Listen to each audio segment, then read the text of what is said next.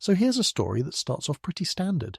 Injured motorist X is sitting at a red light minding her own business. It's the 18th of August 1998, and what happens next? Boom!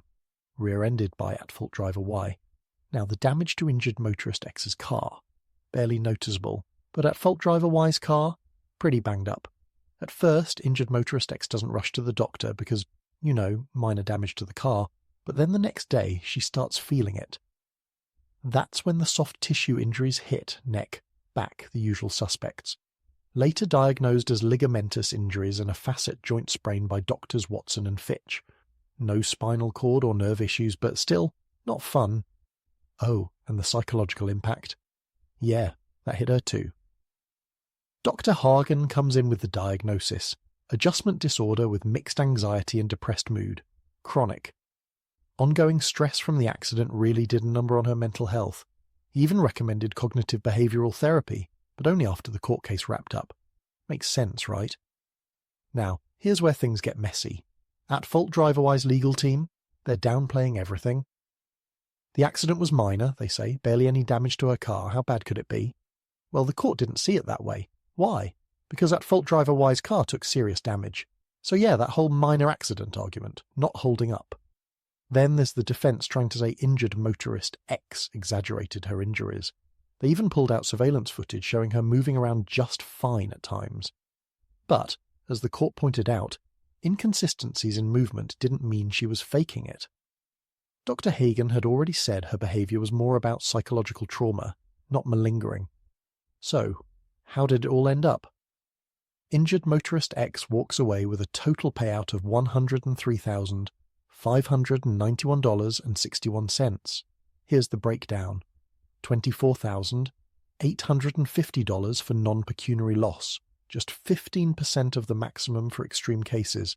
$30,954.99 for past economic loss.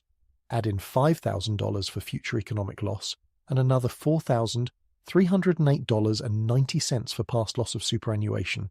And the services, let's not forget about those.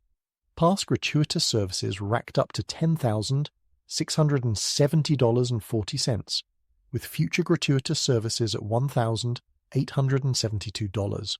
For paid services, $1,736.15 for help from places like Dial and Angel and Weeding Women, plus $2,730 for future paid services.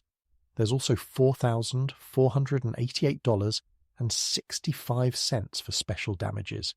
Interest on that at $403.22, and $3,239.20 for travel expenses.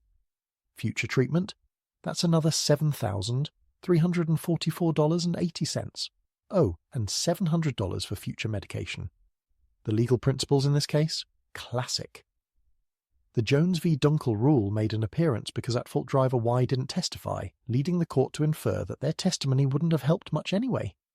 In the end, this case shows that even in accidents that seem minor, the impact can be serious, both physically and mentally.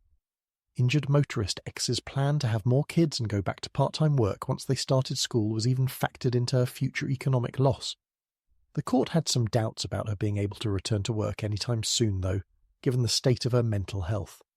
So, what's the lesson here?